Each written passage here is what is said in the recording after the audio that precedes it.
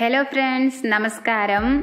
സദ്യയിലെ തന്നെ പ്രധാനപ്പെട്ട വിഭവമായ അവിയലാണ് ഇന്നത്തെ നമ്മുടെ റെസിപ്പി. അപ്പോൾ അവിയൽ തന്നെ പലതരത്തിലുണ്ടാക്കാൻ സാധിക്കും. ഡ്രൈ ആയിട്ടും ഗ്രേവി ആയിട്ടും ഒക്കെ നമുക്ക് ഉണ്ടാക്കാൻ പറ്റും. ഇന്ന് നമ്മൾ ഉണ്ടാക്കുന്നത് ഒരു സദ്യ സ്പെഷ്യൽ ഡ്രൈ അവിയൽ റെസിപ്പിയാണ്. അവിയൽ ഉണ്ടാക്കാനായിട്ട് ഒരു പാത്രത്തിലേക്ക് ഒരു 1/2 കപ്പ് പച്ചപ്പയർ ചെറുതാക്കി മുറിച്ചതൊന്ന് ചേർത്ത് കൊടുക്കുന്നുണ്ട്. 1/2 കപ്പ് ഗ്രീൻ പീസ് ഇതുപോലെ തന്നെ ചെറിയ നീളത്തിൽ മുറിച്ചിട്ട് ഒന്ന് ചേർത്ത് കൊടുക്കുന്നുണ്ട്. അതിനെ പകുതി കൂടി ഒന്ന് ഞാൻ മുറിച്ചിട്ടുണ്ട്, കാരണം അത് പെട്ടെന്ന് വെന്ത് കിട്ടാനായിട്ട്. പിന്നെ ഒരു 1/2 കപ്പ് പച്ചക്കായ ചെറിയ നീളത്തിൽ മുറിച്ചത് ചേർത്ത് കൊടുക്കുന്നുണ്ട്. 1/2 കപ്പ് മുരിങ്ങക്കായ അതുപോലെ തന്നെ ചെറിയ നീളത്തിൽ മുറിച്ചിട്ട് അതിനെ വീണ്ടും ഹാഫായിട്ടൊന്ന് കട്ട് ചെയ്തിട്ടാണ് ചേർത്ത് കൊടുക്കുന്നത്. പിന്നെ ഒരു ചെറിയ ക്യാരറ്റ് നീളത്തിലരിഞ്ഞത് ഏകദേശം 1 കപ്പോളം വരും. അതുപോലെ തന്നെ ഒരു ചെറിയ ഉരുളക്കിഴങ്ങ് നീളത്തിലരിഞ്ഞത് അതും കൂടെ ഒന്ന് ചേർത്ത് കൊടുക്കുന്നുണ്ട്. പിന്നെ ഒരു മീഡിയം സൈസ് സവാള ചെറുതാക്കി അരിഞ്ഞതും കൂടി ഒന്ന് ചേർത്ത് കൊടുത്തിട്ട് ഇതിലേക്ക് ഒരു 3 പച്ചമുളക് നെടുകെ കീറിയത് ചേർത്ത് കൊടുക്കാം. കുറച്ച് കറിവേപ്പില ഒന്ന് ചേർത്ത് കൊടുക്കാം. അതിനുശേഷം ഇതിലേക്ക് ആവശ്യത്തിന് ഉപ്പ്, 1 ടീസ്പൂൺ മഞ്ഞൾപ്പൊടി, പിന്നെ ഒരു 2 ടേബിൾ സ്പൂൺ വെളിച്ചെണ്ണ. ഇത് ഓപ്ഷണലാണ്, ആവശ്യമുണ്ടെങ്കിൽ ചേർത്ത് കൊടുത്താൽ മതി.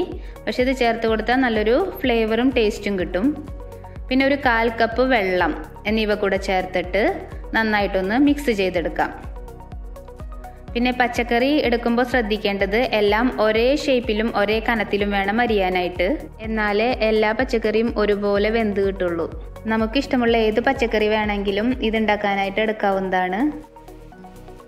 അതിനുശേഷം ഇതിനെ അടുപ്പത്തേക്ക് വെച്ചിട്ട് ഒരു മീഡിയം തീയിൽ മൂടി വെച്ച് 10 മിനിറ്റ് ഒന്ന് വേവിച്ചെടുക്കണം. ഈ വേവുന്ന സമയം കൊണ്ട് നമുക്ക് ഇതിലേക്കുള്ള അരപ്പൊന്ന് തയ്യാറാക്കിയെടുക്കാം. അതിനായിട്ടൊരു മിക്സി ജാറിലേക്ക് 1/2 കപ്പ് ചിരകിയ തേങ്ങ, 4 ചെറിയ ഉള്ളി, 1 ടീസ്പൂൺ ജീരകം എന്നിവ ചേർത്തിട്ട് വെള്ളം ഒഴിക്കാതെ ഒന്ന് ചെറുതായിട്ട് ക്രഷ് ചെയ്തെടുക്കണം. 10 മിനിറ്റിന് ശേഷം നമുക്ക് മൂടികൊന്ന് തുറന്നു നോക്കിയിട്ട് ഒന്ന് ഇളക്കി കൊടുക്കാം. ഇപ്പോൾ പച്ചക്കറികളൊക്കെ ഏകദേശം 1/4 ഭാഗത്തോളം വെന്ത് വന്നിട്ടുണ്ട്. ഈ സമയത്ത് നമ്മുടെ അരപ്പൊന്ന് ചേർത്ത് കൊടുത്തിട്ട് നന്നായിട്ടൊന്ന് മിക്സ് ചെയ്യാം. ഇത് നോൺ സ്റ്റിക്ക് പാത്രം ആയതുകൊണ്ടാണ് ഞാൻ 10 മിനിറ്റിന് ശേഷം തുറന്നാൽ മതി എന്ന് പറയുന്നത്. വേറെ ഏതെങ്കിലും പാത്രമാണെന്നുണ്ടെങ്കിൽ 5 മിനിറ്റ് ഒക്കെ ആകുമ്പോൾ ഒന്ന് തുറന്നു നോക്കിയിട്ടൊന്ന് ഇളക്കിയിട്ട് കൊടുക്കണം, അല്ലെങ്കിൽ പച്ചക്കറികളൊക്കെ അടി പിടിക്കും. അരപ്പൊക്കെ ചേർത്ത് മിക്സ് ചെയ്തതിന് ശേഷം ഒരു 5 മിനിറ്റും കൂടെ നമുക്ക് മൂടി വെച്ച് വേവിച്ചിട്ട് തീ ഓഫാക്കാം. തീ ഓഫാക്കിയ ശേഷം മൂടിക തുറന്നിട്ട് ഇതിലേക്ക് കുറച്ച് കറിവേപ്പിലയും 1 ടീസ്പൂൺ വെളിച്ചെണ്ണയും കൂടി ഒന്ന് ചേർത്ത് കൊടുത്ത് ഇളക്കിയതിന് ശേഷം 5 മിനിറ്റും കൂടി ഒന്ന് മൂടി വെക്കണം. കാരണം ഈ വെളിച്ചെണ്ണയുടെയും കറിവേപ്പിലയുടെയും ഒക്കെ ഒരു ഫ്ലേവർ ഈ അവിയലിലേക്ക് ഇറങ്ങിയിട്ട് നല്ലൊരു ടേസ്റ്റ് കിട്ടും ഈ അവിയലിന്. ഈ രീതിയിൽ അവിയൽ ഒന്ന് തയ്യാറാക്കി നോക്കണം, തീർച്ചയായും എല്ലാവർക്കും ഇഷ്ടപ്പെടും. ഇന്നത്തെ റെസിപ്പി എല്ലാവർക്കും ഇഷ്ടപ്പെട്ടു എന്ന് വിചാരിക്കുന്നു. ഇഷ്ടപ്പെട്ടാൽ ലൈക്ക് ചെയ്യാനും ഷെയർ ചെയ്യാനും മറക്കരുത്. കൂടാതെ ചാനൽ സബ്സ്ക്രൈബ് ചെയ്യാനും മറക്കരുത്. അപ്പോൾ പുതിയൊരു റെസിപ്പിയുമായി വരുന്നതുവരേക്കും take care. Thanks for watching.